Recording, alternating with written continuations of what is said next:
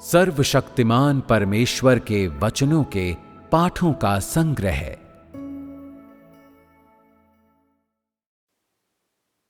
अपरिवर्तित स्वभाव होना परमेश्वर के साथ शत्रुता रखना है।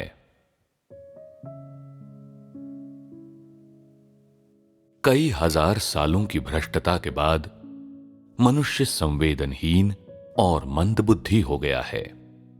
वो एक दानव बन गया है जो परमेश्वर का इस हद तक विरोध करता है कि परमेश्वर के प्रति मनुष्य की विद्रोहशीलता इतिहास की पुस्तकों में दर्ज की गई है। यहां तक कि मनुष्य खुद भी अपने विद्रोही आचरण का पूरा लेखा जोखा देने में असमर्थ है, क्योंकि मनुष्य शैतान द्वारा पूरी तरह से भ्रष्ट किया जा चुका है और उसके द्वारा रास्ते से इतना भटका दिया गया है कि वो नहीं जानता कि कहां जाना है। आज भी मनुष्य परमेश्वर को धोखा देता है। मनुष्य जब परमेश्वर को देखता है तब उसे धोखा देता है, और जब वो परमेश्वर को नहीं देख पाता तब भी उसे धोखा देता है। यहां तक कि ऐसे लोग भी हैं जो परमेश्वर के शापों और कोप का अनुभव करने के बाद भी उसे धोखा देते हैं। इसलिए मैं कहता हूं कि मनुष्य की समझ ने अपना मूल कार्य खो दिया है और मनुष्य की अंतरात्मा ने भी अपना मूल कार्य खो दिया है। जिस मनुष्य को मैं देखता हूं वो मनुष्य के भेष में एक जानवर है। वो एक जहरीला सांप है। मेरी आंखों के सामने वो कितना भी दयनीय बनने की कोशिश करे, मैं उसके प्रति कभी दयावान नहीं बनूंगा, क्योंकि मनुष्य को काले और सफेद के बीच, सत्य और असत्य के बीच अंतर की समझ नहीं है। मनुष्य की समझ बहुत ही सुन्न हो गई है। फिर भी वो आशीष पाना चाहता है। उसकी मानवता बहुत नीच है। फिर भी वो एक राजा का प्रभुत्व पाने की कामना करता है। ऐसी समझ के साथ वो किसका राजा बन सकता है? ऐसी मानवता के साथ वो सिंहासन पर कैसे बैठ सकता है? सच में मनुष्य को कोई शर्म नहीं है। वो दंभी अभागा है। तुम लोगों में से जो आशीष पाने की कामना करते हैं, उनके लिए मेरा सुझाव है कि पहले शीशे में अपना बदसूरत प्रतिबिंब देखो। क्या तुम एक राजा बनने लायक हो? क्या तुम्हारे पास आशीष पा सकने लायक मुंह है? तुम्हारे स्वभाव में जरा सा भी बदलाव नहीं आया है और तुमने किसी भी सत्य का अभ्यास नहीं किया है। फिर भी तुम एक बेहतरीन कल की कामना करते हो। तुम अपने आप को धोखा दे रहे हो। ऐसी गंदी जगह में जन्म लेकर मनुष्य समाज द्वारा बुरी तरह संक्रमित कर दिया गया है। वो सामंती नैतिकता से प्रभावित हो गया है और उसे उच्चतर शिक्षा संस्थानों में पढ़ाया गया है। पिछड़ी सोच, भ्रष्ट नैतिकता, जीवन के बारे में क्षुद्र दृष्टिकोण, घृणित जीवन दर्शन, बिल्कुल बेकार अस्तित्व, भ्रष्ट जीवन शैली और रिवाज, इन सभी चीजों ने मनुष्य के हृदय में गंभीर घुसपैठ कर ली है। उसकी अंतरात्मा को बुरी तरह खोखला कर दिया है और उस पर गंभीर प्रहार किया है। फलस्वरूप मनुष्य परमेश्वर से और अधिक दूर हो गया है और परमेश्वर का और अधिक विरोधी हो गया है। दिन प्रतिदिन मनुष्य का स्वभाव और अधिक शातिर बन रहा है और एक भी व्यक्ति ऐसा नहीं जो स्वेच्छा से परमेश्वर के लिए कुछ भी त्याग करे। एक भी व्यक्ति ऐसा नहीं जो स्वेच्छा से परमेश्वर की आज्ञा का पालन करे। इसके अलावा न ही एक भी व्यक्ति ऐसा है जो स्वेच्छा से परमेश्वर के प्रकटन की खोज करे। इसके बजाय इंसान शैतान की प्रभुता में रहकर आनंद का अनुसरण करने के सिवाय कुछ नहीं करता और कीचड़ की धरती पर खुद को देह की भ्रष्टता में डुबा देता है। सत्य सुनने के बाद भी जो लोग अंधकार में जीते हैं, उसे अभ्यास में लाने का कोई विचार नहीं करते, न ही वे परमेश्वर का प्रकटन देख लेने के बावजूद उसे खोजने की ओर उन्मुख होते हैं। इतनी भ्रष्ट मानव जाति को उद्धार का मौका कैसे मिल सकता है? इतनी पतित मानव जाति प्रकाश में कैसे जी सकती है? मनुष्य के स्वभाव में बदलाव अपने सार के ज्ञान से और अपनी सोच, प्रकृति और मानसिक दृष्टिकोण में बदलाव के माध्यम से मूलभूत परिवर्तनों से शुरू होता है। केवल इसी ढंग से मनुष्य के स्वभाव में सच्चे बदलाव प्राप्त किए जा सकेंगे। मनुष्य का भ्रष्ट स्वभाव शैतान द्वारा उसे जहर दिए जाने और रौंदे जाने से, शैतान द्वारा उसकी सोच, नैतिकता, अंतर्दृष्टि और समझ को पहुंचाए गए प्रबल नुकसान से उपजा है। चूंकि मनुष्य की मूलभूत चीजें शैतान द्वारा भ्रष्ट कर दी गई हैं और वे पूरी तरह से उसके विपरीत हैं, जैसा परमेश्वर ने मूल रूप से उन्हें बनाया था, ठीक इसी वजह से मनुष्य परमेश्वर का विरोध करता है और सत्य को नहीं समझता। इसलिए मनुष्य के स्वभाव में बदलाव उसकी सोच, अंतर्दृष्टि और समझ में बदलाव के साथ शुरू होना चाहिए, जो परमेश्वर और सत्य के बारे में उसके ज्ञान को बदलेगा। जो लोग अधिकतम गहराई से भ्रष्ट देशों में जन्मे हैं, वे इस बारे में और भी अधिक अज्ञानी हैं कि परमेश्वर क्या है या परमेश्वर में विश्वास करने का क्या अर्थ है। लोग जितने अधिक भ्रष्ट होते हैं, वे उतना ही कम परमेश्वर के अस्तित्व के बारे में जानते हैं और उनकी समझ और अंतर्दृष्टि उतनी ही खराब होती है। परमेश्वर के प्रति मनुष्य के विरोध और उसकी विद्रोहशीलता का स्रोत शैतान द्वारा उसकी भ्रष्टता है। शैतान द्वारा भ्रष्ट कर दिए जाने के कारण मनुष्य की अंतरात्मा सुन्न हो गई है। वो अनैतिक हो गया है, उसके विचार पतित हो गए हैं और उसका मानसिक दृष्टिकोण पिछड़ा हुआ है। शैतान द्वारा भ्रष्ट किए जाने से पहले मनुष्य स्वाभाविक रूप से परमेश्वर का अनुसरण करता था और उसके वचनों को सुनने के बाद उनका पालन करता था। उसमें स्वाभाविक रूप से सही समझ और विवेक था और उसमें सामान्य मानवता थी। शैतान द्वारा भ्रष्ट किए जाने के बाद उसकी मूल समझ, विवेक और मानवता मंद पड़ गई और शैतान द्वारा बिगाड़ दी गई। इस प्रकार उसने परमेश्वर के प्रति अपनी आज्ञाकारिता और प्रेम खो दिया है। मनुष्य की समझ पथभ्रष्ट हो गई है। उसका स्वभाव जानवरों के स्वभाव के समान हो गया है और परमेश्वर के प्रति उसकी विद्रोहशीलता और भी अधिक बढ़ गई है और गंभीर हो गई है। लेकिन मनुष्य इसे न तो जानता है और न ही पहचानता है, बस आंख मूंद कर विरोध और विद्रोह करता है। मनुष्य का स्वभाव उसकी समझ, अंतर्दृष्टि और अंतःकरण की अभिव्यक्तियों में प्रकट होता है और चूंकि उसकी समझ और अंतर्दृष्टि सही नहीं है और उसका अंतःकरण अत्यंत मंद पड़ गया है, इसलिए उसका स्वभाव परमेश्वर के प्रति विद्रोही है। यदि मनुष्य की समझ और अंतर्दृष्टि बदल नहीं सकती, तो फिर उसके स्वभाव में परमेश्वर की इच्छा के अनुरूप बदलाव होने का तो प्रश्न ही नहीं उठता।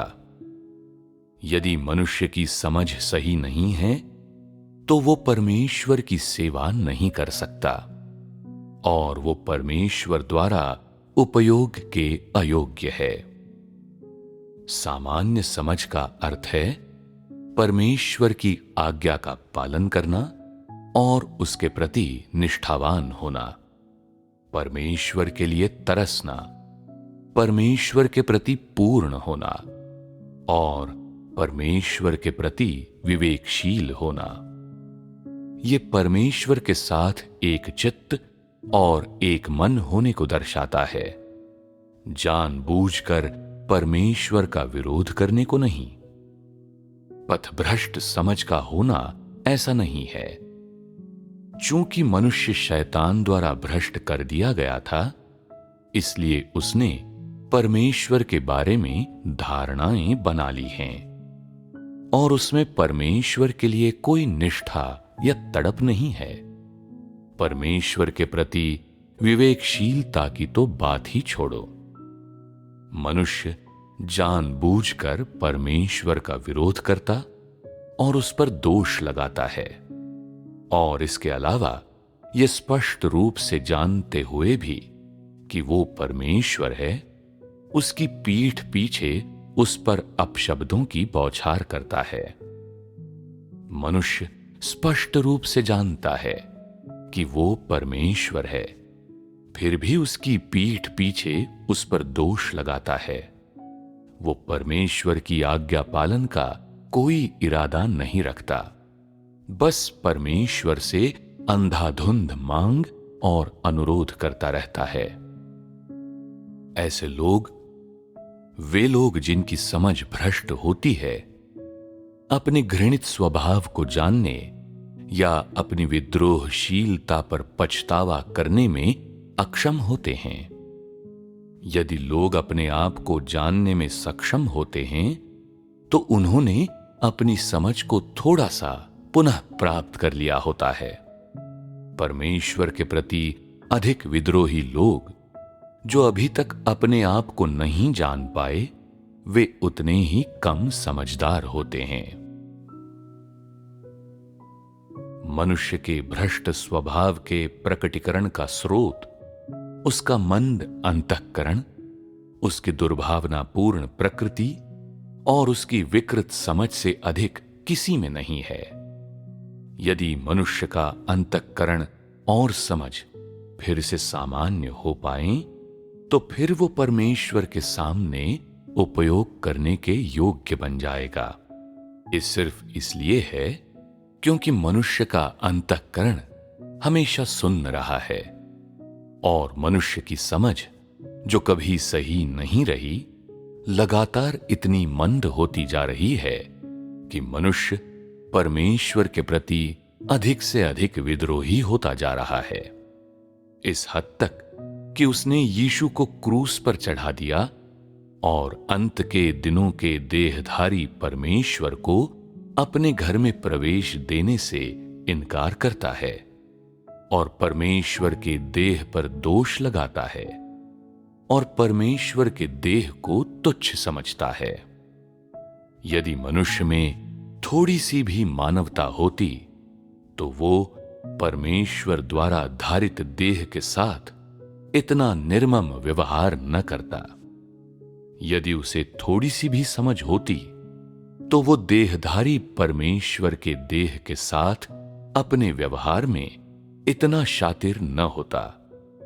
यदि उसमें थोड़ा सा भी विवेक होता, तो वो देहधारी परमेश्वर को इस ढंग से धन्यवाद न देता। मनुष्य देहधारी परमेश्वर के युग में जीता है, फिर भी वो इतना अच्छा अवसर दिए जाने के लिए परमेश्वर को धन्यवाद देने में असमर्थ है और इसके बजाय परमेश्वर के आगमन को कोसता है या परमेश्वर के देह धारण के तथ्य को पूरी तरह से अनदेखा कर देता है और प्रकट रूप से उसके विरोध में है और उससे ऊबा हुआ है। मनुष्य परमेश्वर के आगमन को चाहे जैसा समझे, परमेश्वर ने संक्षेप में हमेशा धैर्यपूर्वक अपना कार्य जारी रखा है। भले ही मनुष्य ने परमेश्वर के प्रति थोड़ा सा भी स्वागत करने वाला रुख नहीं अपनाया है और उससे अंधाधुंध अनुरोध करता रहता है। मनुष्य का स्वभाव अत्यंत शातिर बन गया है, उसकी समझ अत्यंत मंद हो गई है और उसका अंतःकरण उस दुष्ट द्वारा पूरी तरह से रौंद दिया गया है और वो बहुत पहले से मनुष्य का मौलिक अंतःकरण नहीं रहा है।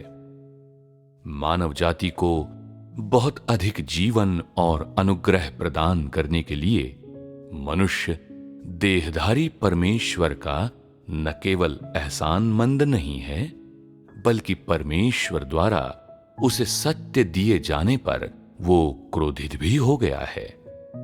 ऐसा इसलिए है क्योंकि मनुष्य को सत्य में थोड़ी सी भी रुचि नहीं है, इसीलिए वो परमेश्वर के प्रति क्रोधित हो गया है। मनुष्य देहधारी परमेश्वर के लिए न सिर्फ अपनी जान देने में अक्षम है, बल्कि वो उससे अनुग्रह हासिल करने की कोशिश भी करता है और ऐसे सूद का दावा करता है जो उससे दर्जनों गुना ज्यादा है जो मनुष्य ने परमेश्वर को दिया है। ऐसे विवेक और समझ वाले लोगों को ये कोई बड़ी बात नहीं लगती और वे अब भी ये मानते हैं कि उन्होंने परमेश्वर के लिए स्वयं को बहुत खपाया है और परमेश्वर ने उन्हें बहुत थोड़ा दिया है। कुछ लोग ऐसे हैं जो मुझे एक कटोरा पानी देने के बाद अपने हाथ पसार कर मांग करते हैं कि मैं उन्हें 2 कटोरे दूध की कीमत चुकाऊं, या मुझे एक रात के लिए कमरा देने के बाद मुझसे कई रातों के किराए की मांग करते हैं। ऐसी मानवता और ऐसे विवेक के साथ तुम अब भी जीवन पाने की कामना कैसे कर सकते हो? तुम कितने घृणित अभागे हो। इंसान की ऐसी मानवता और विवेक के कारण ही देहधारी परमेश्वर पूरी धरती पर भटकता फिरता है और किसी भी स्थान पर आश्रय नहीं पाता। जिनमें सचमुच विवेक और मानवता है, उन्हें देहधारी परमेश्वर की आराधना और सच्चे दिल से सेवा इसलिए नहीं करनी चाहिए कि उसने बहुत कार्य किया है, बल्कि तब भी करनी चाहिए अगर उसने कुछ भी कार्य न किया होता। सही समझ वाले लोगों को यही करना चाहिए, यही मनुष्य का कर्तव्य है। अधिकतर लोग परमेश्वर की सेवा करने के लिए शर्तों की बात भी करते हैं। वे इस बात की परवाह नहीं करते कि वो परमेश्वर है या मनुष्य। वे सिर्फ अपनी शर्तों की ही बात करते हैं और सिर्फ अपनी इच्छाएं पूरी करने की ही कोशिश करते हैं।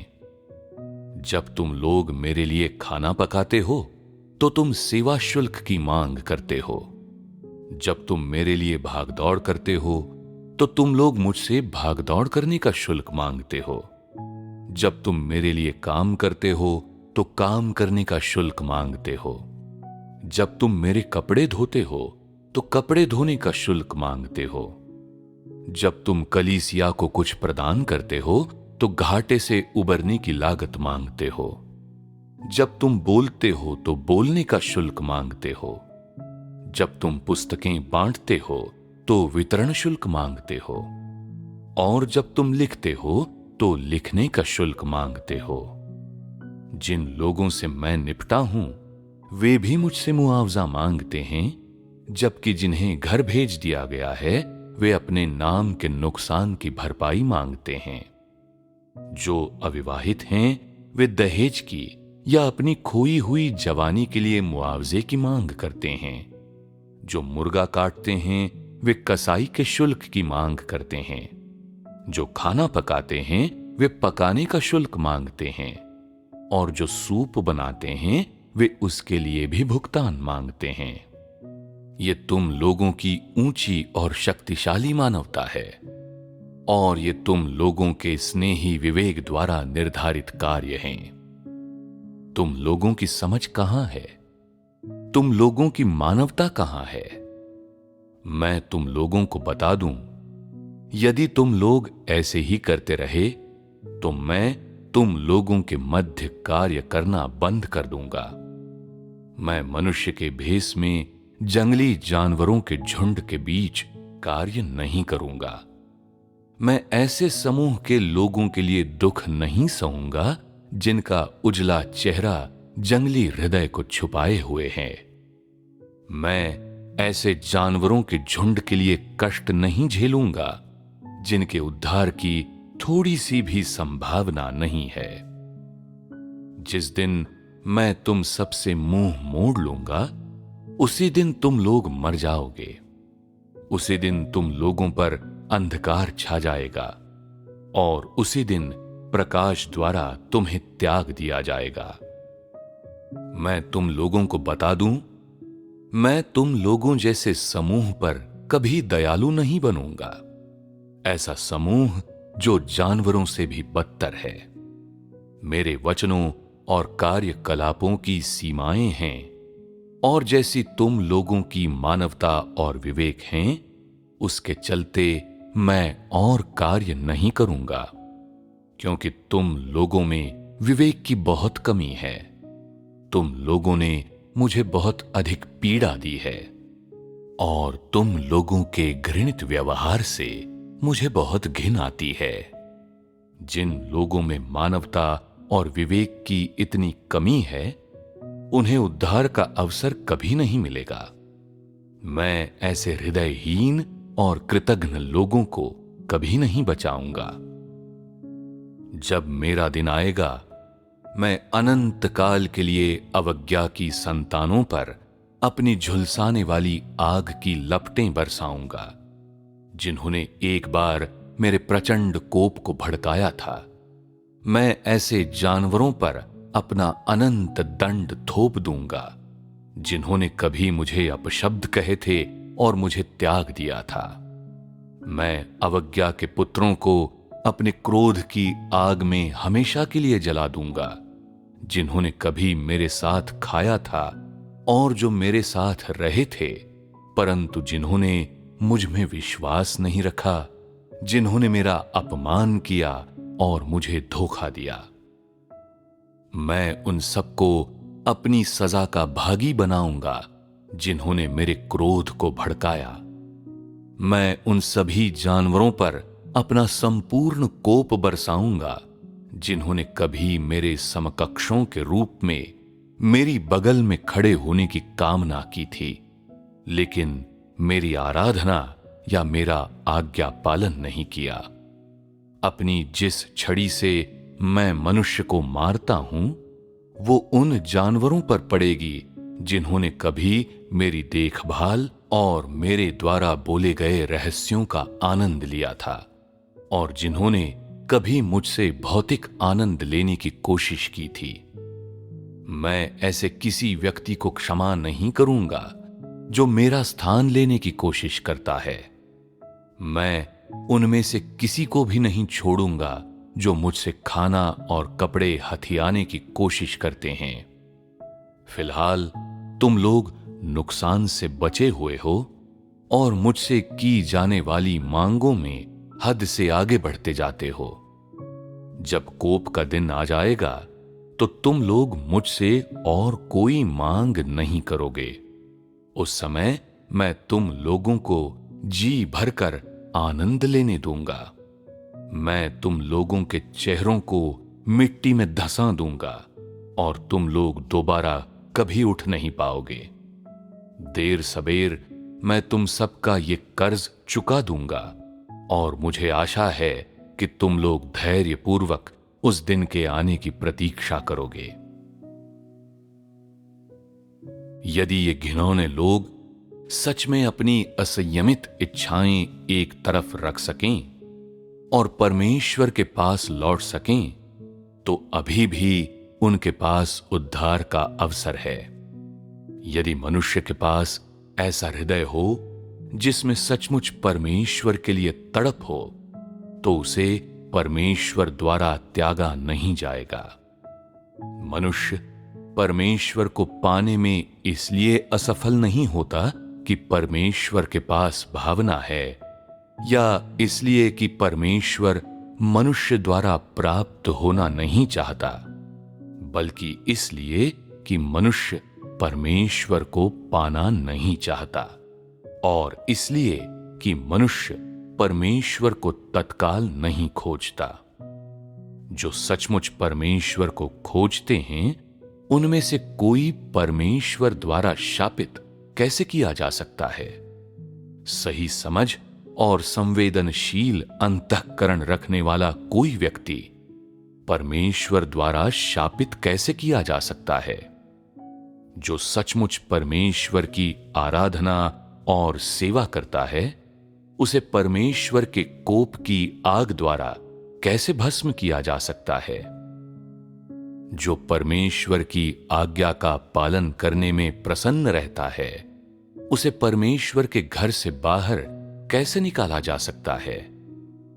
जो परमेश्वर से पर्याप्त प्रेम करता है, वो परमेश्वर की सजा में कैसे रह सकता है?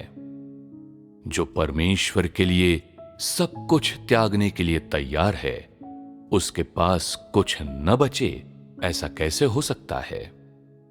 मनुष्य परमेश्वर का अनुसरण करने का इच्छुक नहीं है, अपनी संपत्ति परमेश्वर के लिए खर्च करने का इच्छुक नहीं है, और परमेश्वर के लिए जीवन भर का प्रयास समर्पित करने के लिए तैयार नहीं है।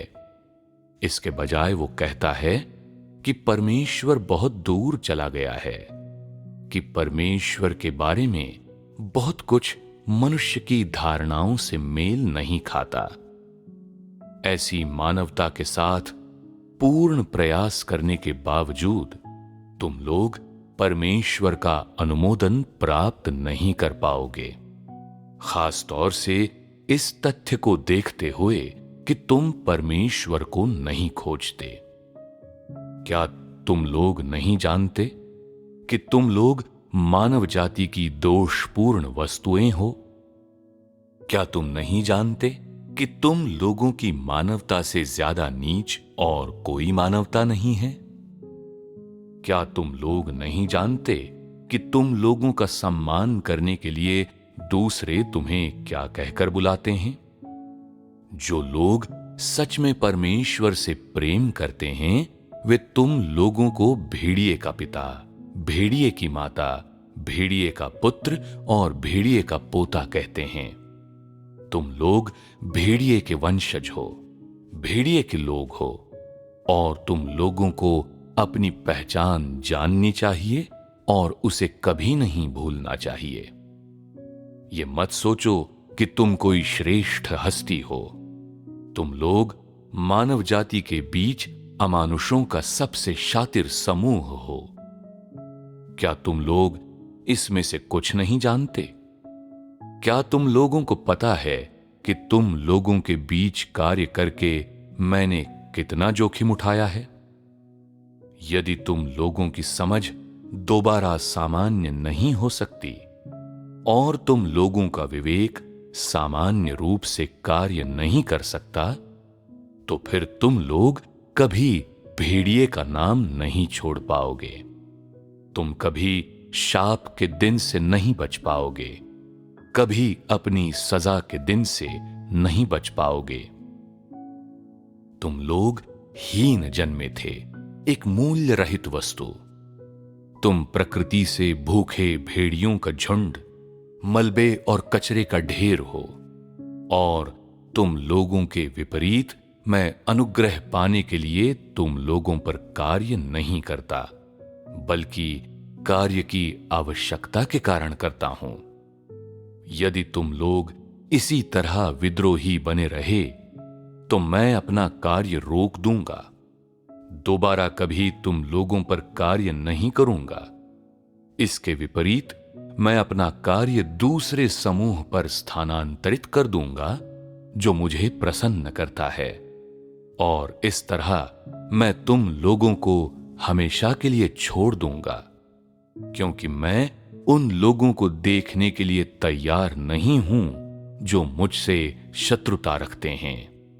तो फिर तुम लोग मेरे अनुरूप होना चाहते हो या मुझसे शत्रुता रखना?